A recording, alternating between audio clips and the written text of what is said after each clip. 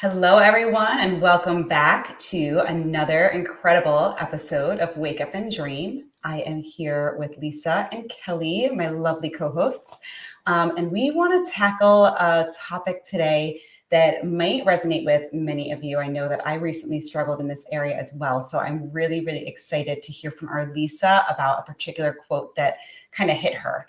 That quote is: next time you feel like an imposter, remember that some of the most successful and impactful people in history were the most unqualified to start. And that quote is by Cassie Schmidt. So I just want to jump right in. Lisa, why did this quote jump out at you? Tell us a little bit about what's going on. I'm just super excited to dive in. You betcha. So this quote is just kind of summarizing the imposter syndrome, which I don't know if you've heard that lingo before, but it's really common, and it's common among people that are creating and designing the life that they want. It's not necessarily a syndrome that falls on people that are stuck in the mundane, the just survive the day kind of thing. It's someone that's like wanting to move and grow and become more of the person that they were created to be. So so for me, um, I have been feeling, the imposter syndrome has been kind of waging some war on my mind, in particular with my business, like my social media. It's like I hear the voices that say, "You don't wanna sound like a pushy salesman," or "They don't really wanna know about this," or, um, do you really think that you're that good that you can just put yourself out as the expert? Those are all examples of what some would call the imposter syndrome. Some have deemed it the noisy roommate, right? It's the voice in your head that isn't helping you become or step into that next level of being that success woman that's going for her dreams. So does that make sense? Right. It's almost kind of like feeling unqualified or Ex- unworthy of this next big step or opportunity in your life that you feel and have felt for such a long time, a tug on your heart that this is what I want to do. This is where I want my life to go. I want control. And you talk about the noisy roommate. Sometimes I go to the spiritual side too, and I think it's the enemy Mhm. who I go back to. God has given you all these talents and this desire, and He has given you so much power to make life amazing for you and your family. And then you have the enemy, like you were saying, Lisa, that tugs at you and just, it's like, you're not good enough. Who do you think you are? And he Mhm. does that in just little, small, little nuggets on a daily basis. And you start to feel scared and you're not sure where to turn and what am I listening to? Is this, you kind of get confused on, is this something that's true or not true? So Lisa, what do you kind of do? Do you like, again, you love Well, like your quiet time and right. And yeah, I think if I'm like honest with myself, when I get stuck in that imposter syndrome thinking, um, and I don't take time to get it out of my head and onto paper, it spins and it grows. Like, what we feed grows. And when we feed our minds the truth of who we are, that we are God's highest form of creation with unlimited potential possibilities. Like, when you really dig your heart and soul into that truth, like, there's no other created being on this entire planet like you. Wow. Like that should make you like in awe, but it also should like empower us to go, yeah, I got greatness inside of me, right?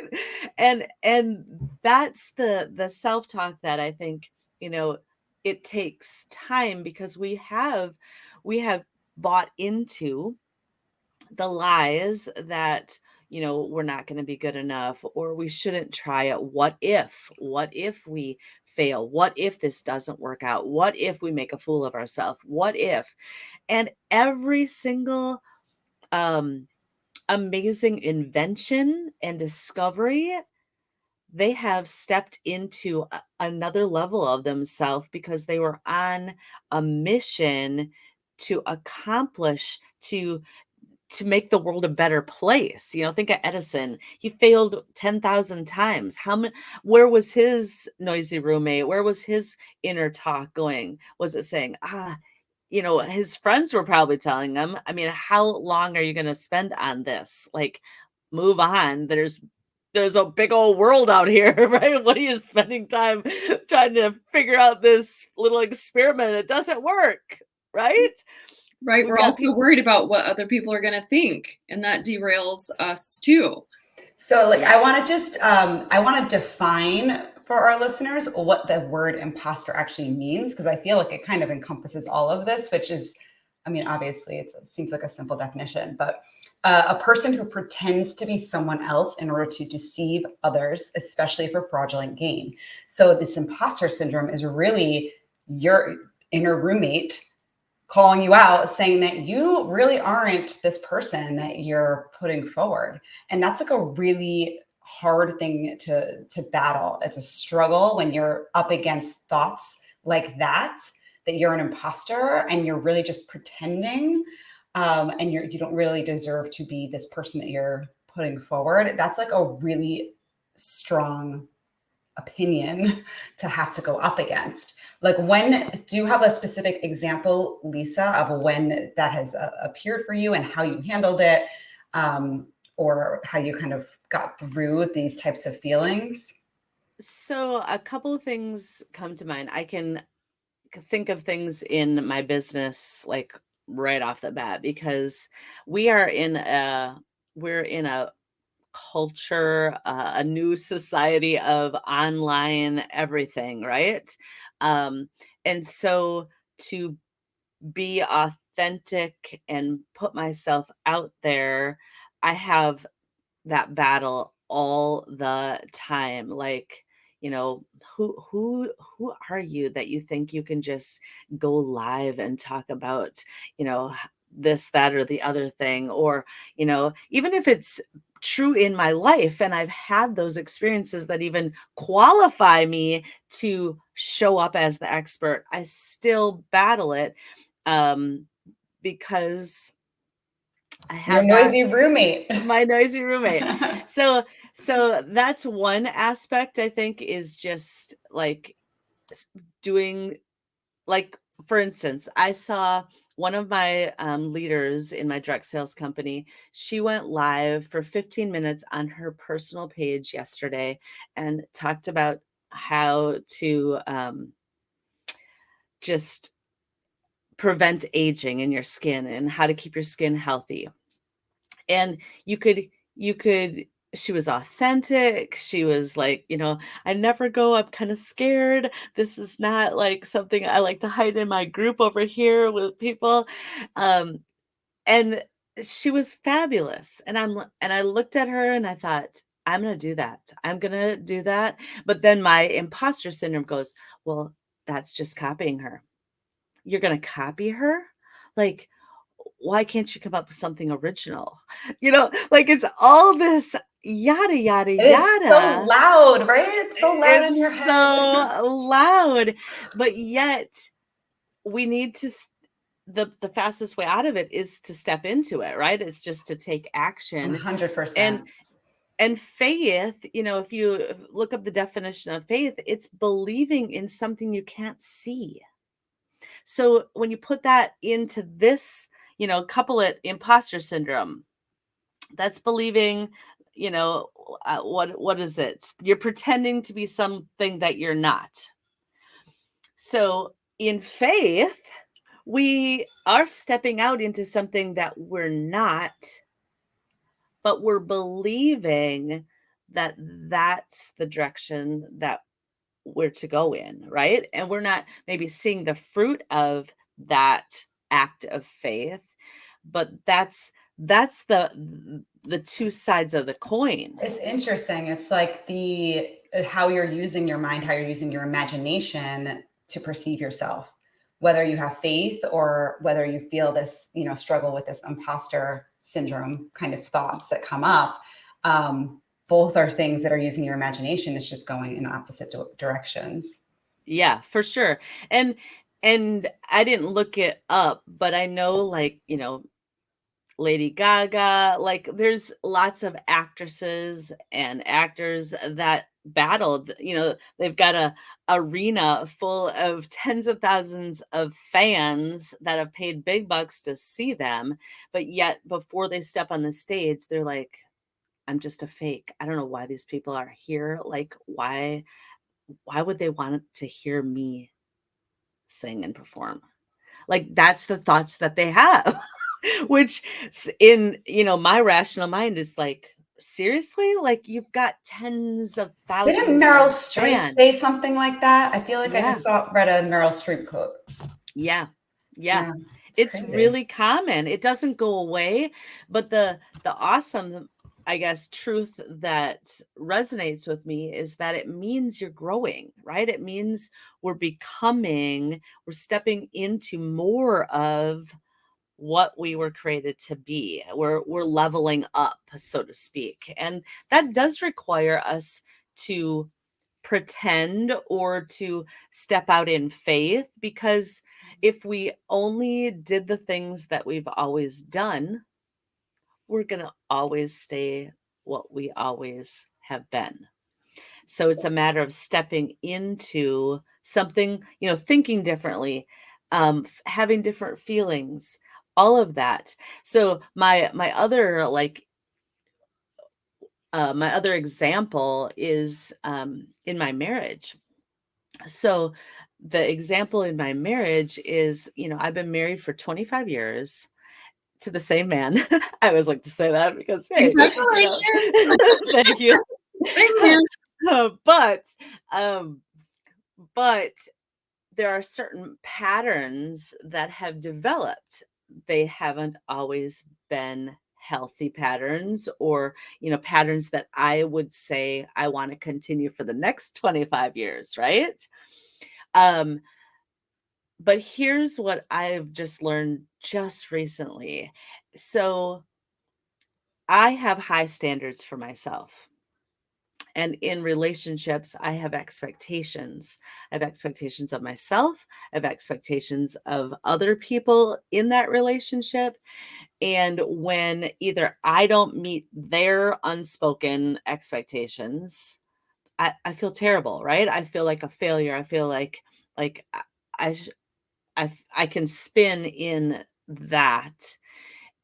And I want my marriage to, you know, be a glowing example of a healthy marriage.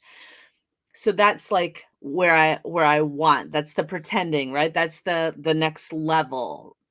But when it falls short of that, my noisy roommate would say, you're never this isn't working, or is this really worth it? Or, you're just never going to connect, or this communication thing's always going to be a thing. And I would feel bad. I would beat myself up, shame, blame, all of the things, like, "Oh, I missed the mark. I missed the mark on what I could have done, or I got to do better." Um, and my noisy roommate would be like, "You're just not good at this," or like, "Why are you failed again. Like, you're missing the mark." And the aha that I had was the noisy roommate gets the bad rap because she's always the negative voice, right? She's the negative voice in our head that's, kind of throwing us under the bus. But what my friend and mentor said to me was, that voice is you. So when you're saying, I'm going to kick that noisy roommate out, throw her to the curb, she doesn't belong here anymore, you're throwing you out to the curb. And that was like, you're right. Like, if I want to show compassion to myself, is that really in alignment with showing compassion? Because I've experienced it firsthand when I am hard on myself, beat myself up, don't forgive myself, all of those kind of actions, feelings, thoughts, you actually stay stuck. So kicking your noisy roommate to the curb has some force to it, but it's lacking the compassion to free you to become better. What has that shift done for you? Like that realization, what has that done for you? I feel like that's pretty huge. It is huge because if our listeners, they're going for it, right? They're waking up and dreaming. But we don't always feel qualified. We feel like we fall short. We feel like, in relationships, in our time management, in our businesses, in our parenting, like all of it, we fall short of what we would put ourselves out there as, I'm an awesome parent. That would be what I want. That would be the level I'd want to be at. But when I don't, even when I attempt to, right? Even when I put my thinking hat on and I'm like, yeah, I'm going to do this. And then I fall short. And I show myself compassion, that has been freeing for me, to be honest, because it goes back to the verse, love your neighbor as yourself. Loving yourself is honestly the key to this imposter syndrome. Right. And loving yourself for what you have to share to the world, to your partner, to your kids. Like, your life experiences are worthy. They truly, truly are. And it's, putting them first because you are important. And any experience that you have, someone else can resonate to, with all of that. And you have to share those gifts. I think that's why we're on the earth in the first place. And the gifts that God has given us is to share and to help. So, yes, putting ourselves first, but also knowing that it is worthy to share and to help someone else. And that's something that hit me that you had said before. It just kind of reminded me of, when you're sharing something live on Instagram or Facebook and you're like, who wants to know about this?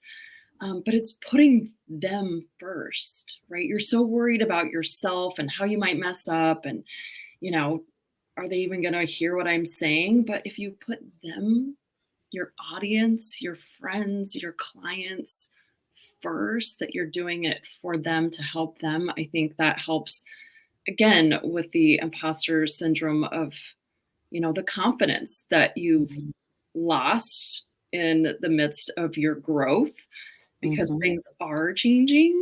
But I think that's absolutely incredible, Lisa. That's such a huge, huge gift and realization as well. That's so awesome. Yeah. And I think in my marriage in particular, Julie Ciardi was coaching me one day last week, and she said, "So," and I was saying things like, I should have known better. I want, like I was just doing the shame blame, like this this isn't what I want like how I'm responding, and I shouldn't allow this, or I should have set boundaries out, or I shoulda like, and and she said, "So how long have you been married?" And I'm like, 25 years.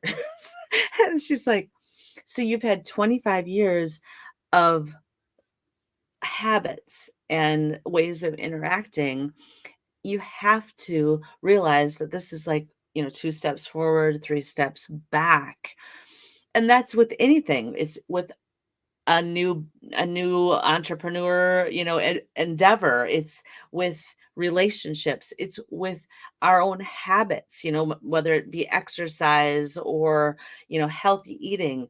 Like we can't just think we're going to step and level up to something that we're not right now without realizing this is a journey, and it is two steps forward, three steps back. Like, why? That's going backwards, right? It can be at times, absolutely. Right. So but that's compassion. That's compassion, knowing that I'm not going to arrive at my, leveled up self. It's going to be a process, and it's going to be a process of going forward and slipping back into the habits that I'm not proud of, I don't like, I wish weren't there. But it's when we show that compassion, we can actually love ourselves and go, you know what? You've been doing this for 25 years. So it's okay. We're moving forward. You're more aware than you were before. Let's do this. And that is the key to really quieting that imposter syndrome voice, is loving on yourself right where you're at. So awesome, awesome. Sarah, you want to say one more? I was just going to say that I wish that we had this conversation a couple months ago because I feel like it would have been super helpful for me to have that perspective and awareness going into a new job where there's a lot of this as well. So I think that's an amazing share today, Lisa, and I appreciate you.